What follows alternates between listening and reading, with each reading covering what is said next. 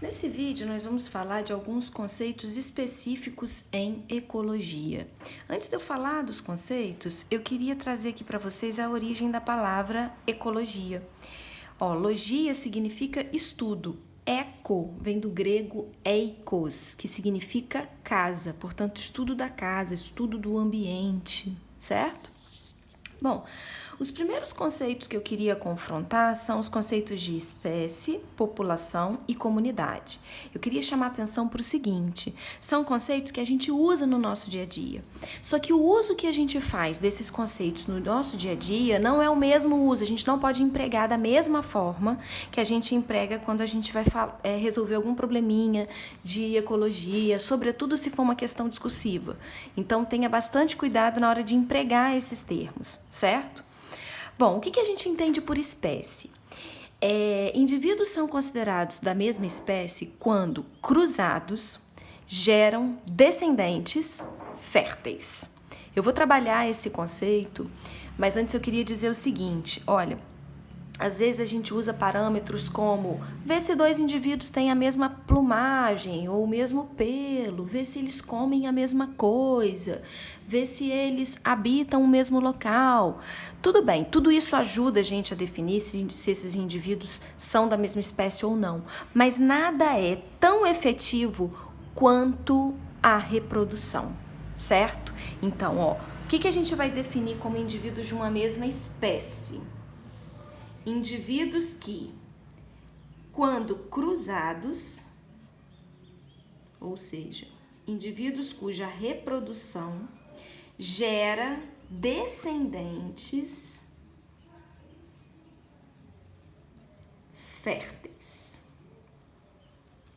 Repetindo, indivíduos são considerados da mesma espécie quando cruzados geram descendentes férteis. Percebam que são duas variáveis aqui, que precisam atender a esse mesmo conceito. Indivíduos, eles são da mesma espécie quando cruzados, eles geram filhotes, precisa gerar filhotes, e esses filhotes, eles precisam ser férteis. Por exemplo, um exemplo clássico para a gente discutir isso daqui. O cavalo é o macho da égua, certo? E o jumento é o macho da jumenta. Mas se eu tiro a jumenta do pasto e se eu tiro o cavalo do pasto, a égua cruza com o jumento? Sim. E desse cruzamento da égua com o jumento pode nascer um filhote macho e pode nascer um filhote fêmea. A fêmea da égua com o jumento é a mula. E o macho do cruzamento da égua com o jumento é o burro. Certo? Aí você diz, então, Karine, significa que égua e jumento são da mesma espécie porque eles são cruzados e geram descendente. Não, eles não são da mesma espécie, porque apesar de nascer um descendente, esses descendentes eles não são férteis. A mula, ela não produz óvulos. O burro, ele não produz espermatozoides. Portanto, eles são estéreis, eles não são férteis, certo? Portanto, égua e jumento não são da mesma espécie, porque para ser da mesma espécie tem que atender a essas duas variáveis aqui, certo? Indivíduos, descendentes, nascidos de indivíduos de espécies diferentes, eles são chamados de híbridos. Ok? Então, mula e burro, eles são híbridos, ou seja, eles são descendentes de indivíduos de espécies diferentes. Bom, quando eu tenho um conjunto de indivíduos da mesma espécie, ou seja, um conjunto de indivíduos que quando cruzados eles geram descendentes férteis, eu vou dizer que esse grupo se chama população. Então, população é também um conjunto de indivíduos da mesma espécie. O que eu posso considerar aqui como população? Eu posso considerar as abelhas dentro de uma colmeia como todas da mesma espécie. Eu posso considerar as formigas de um formigueiro como todas da mesma espécie. Por quê? Porque ali eu tenho um conjunto de indivíduos que, ao cruzarem entre si, é lógico que respeitando, macho e fêmea, eu gero descendentes da mesma espécie, descendentes que, quando cruzados, geram descendentes férteis, certo? Quando eu tenho um conjunto de populações, eu vou chamar de comunidade. Então, ó, se todos os indivíduos forem da mesma espécie, tipo aqui, ó, espécie 1, espécie 1, espécie 1, eu vou chamar esse conjunto de população. Agora, se eu tenho um conjunto de indivíduos de espécies diferentes, ó, percebam que aqui eu tenho indivíduos da espécie 1, indivíduos da espécie 2, indivíduos da espécie 3, não é? Eu não tenho aqui um conjunto de indivíduos de espécies diferentes. Então, se eu tenho um conjunto de indivíduos de espécies diferentes, eu vou chamar isso de comunidade. Eu também posso dizer que comunidade é um conjunto de populações. O que eu posso usar? O que eu posso utilizar como exemplo de comunidade? Eu posso dizer assim, a fauna do rio Itabapoana é um exemplo de comunidade, porque a fauna do rio Itabapoana reúne peixes, reúne larva de anfíbios, né, que são os girinos, reúne algas, reúne plantas aquáticas, reúne moluscos, crustáceos, aves pesqueiras. Então, assim, eu estou envolvendo um conjunto de espécies diferentes. Então, ali eu vou chamar de comunidade, certo? Então, percebam que o emprego desses termos é totalmente diferente do que a gente usa no nosso dia a dia. Os próximos termos que eu quero trabalhar com vocês são conceitos de habitat e nicho ecológico, certo? Habitat é onde vive uma espécie. Nicho ecológico é como vive essa espécie. Olha só, o habitat, ele significa o local onde uma espécie vive, alcançando o seu melhor de sobrevivência, aonde ele consegue sobreviver e deixar o maior número de descendentes, certo? Então, por exemplo, eu posso dizer que o habitat natural dos leões são as savanas africanas, certo? O habitat natural do tuiuiu, dessa ave, né, típica, é o Pantanal, certo? Então, é onde essa espécie vive, mas não é qualquer local onde ela consegue sobreviver, não. É o local onde ela consegue alcançar o que a gente chama de o seu ótimo de sobrevivência, alcançando a sua melhor taxa de reprodução, o seu maior tempo de sobrevivência, certo? E o nicho ecológico é como essa espécie vive. Ela vive isolada ou ela vive em grupo? Ela tem hábitos noturnos ou ela tem hábitos diurnos? Do que ela se alimenta? O que está no cardápio dela? Ela é presa de quem? Ela faz ninho? Não, ela não faz ninho. Não, sim, ela faz ninho. Se ela nidifica, onde ela nidifica? Quando eu descrevo como essa espécie ela vive, eu estou descrevendo o nicho ecológico. Agora, vou até botar de outra cor aqui. Botar de vermelho. Atenção, para vocês ligarem aí. Deixa eu dobrar assim para ficar mais fácil. Eu escrevi. Ó, atenção. Muita atenção. Quando duas espécies têm o mesmo habitat e nichos ecológicos semelhantes, eles vão estabelecer entre eles competição. Percebam o seguinte, olha só, quando duas espécies, elas vivem da mesma maneira, se alimentam da mesma coisa, botam ninho nos mesmos tipos de troncos de árvore e tal, e elas vivem no mesmo local, elas vão estabelecer uma competição por esses recursos, competição por alimento e por espaço, certo? Agora, se elas têm um nicho ecológico muito semelhante, mas elas não têm o mesmo habitat, aí tudo bem, não tem problema nenhum. Certo? Isso aparece muito em exercício na forma de diagramas, né? Olha, eu tenho a espécie 1 e a espécie 2, certo? Aqui eu tenho a espécie 1 e aqui eu tenho a espécie 2.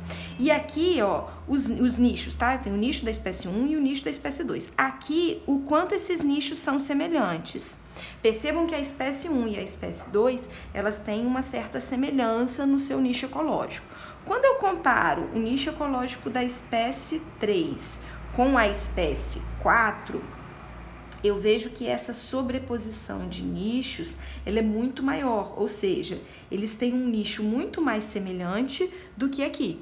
Agora, o que eu vou definir se a competição ela é maior aqui ou aqui, entre a espécie 3 e 4 ou entre a espécie 1 e 2? Eu vou definir o habitat. É lógico que o nicho de 3 e 4 ele é muito mais semelhante entre si do que o nicho ecológico entre 1 e 2. Mas se eu disser que a espécie 1 e 2 compartilham o mesmo habitat. Ih, gente, embolei tudo. Habitat igual. E aqui eles têm um habitat diferente. Se eu disser isso, por mais que a sobreposição dos nichos aqui seja maior, a competição vai ser menor, porque o habitat é diferente, certo? Então, a competição maior vai ser entre 1 e 2, porque apesar da sobreposição dos nichos ela não ser tão intensa quanto aqui, eles vão disputar os mesmos recursos por estarem no mesmo habitat, certo? Bom, agora a definição de fator biótico e abiótico. Fator biótico são os fatores vivos de um ambiente. Fator abiótico são os fatores não vivos de um ambiente, certo? Então, vamos lá. O que eu posso definir como os fatores bióticos do rio Itabapoana? Os fatores bióticos do rio Itabapoana vão ser as algas, as plantas, os peixes, os anfíbios, os moluscos, os crustáceos, certo? Esses são os fatores vivos, ou seja, os fatores bióticos do rio Itabapoana. Quais seriam os fatores abióticos do rio Itabapoana? Seria a água, os sais minerais, o pH, a taxa de luminosidade, a temperatura, as pedras, o solo, os sedimentos. Tudo isso seriam os fatores abióticos do meio, certo?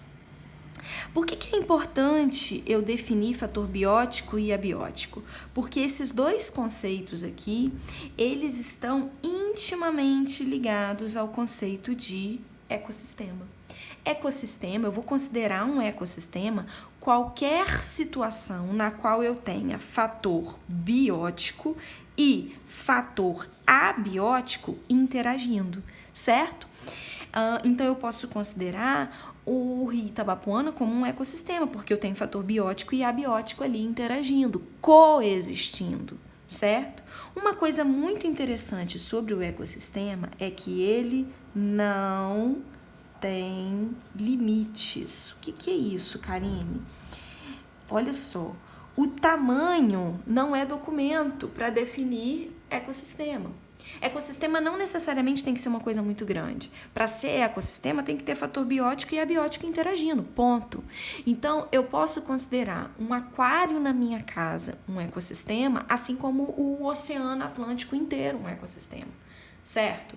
Porque nas duas situações eu vou ter fator biótico e abiótico coexistindo. Só não será ecossistema se faltar um fator biótico ou abiótico. Por exemplo, às vezes uma questão de vestibular trata do seguinte: uma determinada situação onde eu coloco vidraria dentro de uma autoclave.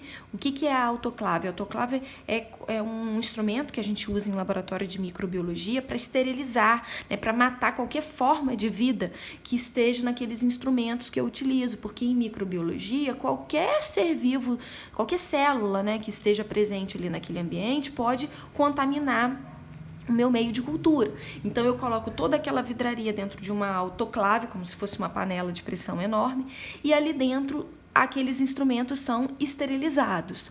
Eu posso dizer que no interior de uma autoclave é um ecossistema?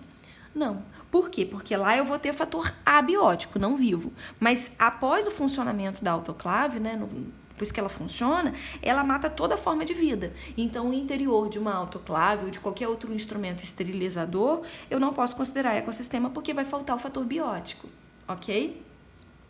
Quando eu tenho um conjunto de ecossistemas, eu vou considerar uma biosfera. O planeta Terra, por exemplo, é um exemplo de biosfera, porque olha quantos ecossistemas eu tenho ali coexistindo, inteirando, certo? Uma coisa muito importante quando a gente for falar de fator biótico é não esquecer dos micro-organismos. Fungos, bactérias, protozoários que são unicelulares, né? Esses micro-organismos, eles têm uma importância muito grande num ecossistema. Tá? E muitas vezes eles ficam invisíveis, a gente esquece de citar esses seres, né? Porque você não está vendo, mas eles estão presentes ali. E eles são um fator biótico importante que definem características importantes do ecossistema, ok?